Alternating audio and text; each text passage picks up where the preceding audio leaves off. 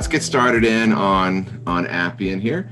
This is one of those high growth SaaS companies. We've seen big share price pullbacks in a lot of them. Appian's no different.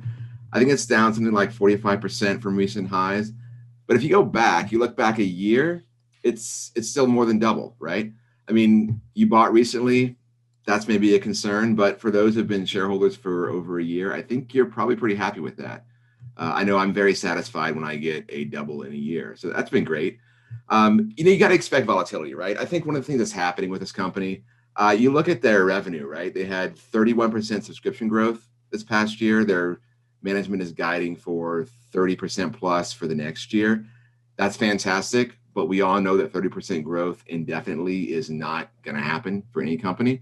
So I think when you look at these companies like this, what you've got happening is people are trying to figure out, what does this look like in a steady state? What does it look like 5 years from now? What does it look like 10 years from now? What does the cash flow look like? And you're going to see volatility. You're going to see volatility go up and down like this. And I think you just use these opportunities when you get a pullback, if you still like the company, to buy more maybe. But just remember that, embrace the volatility. And as we get more information, we'll get a little bit better at figuring out what this company looks like a decade from now. Q1 earnings, we're looking for those in May.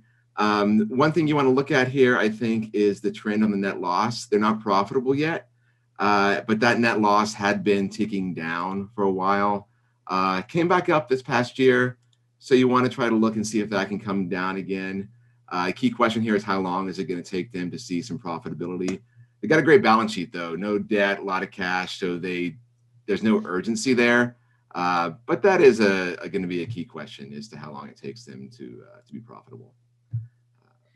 Yeah, Toby, one of the things I like about Appian is they've been able to reduce their dependency on their professional services stuff over time.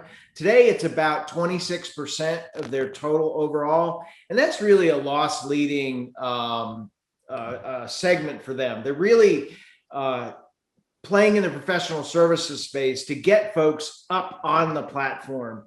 And you really want to see that revenue mix changing to the high margin cloud subscription base. And it was around 45% in the last quarter. So that's something I'm watching going forward.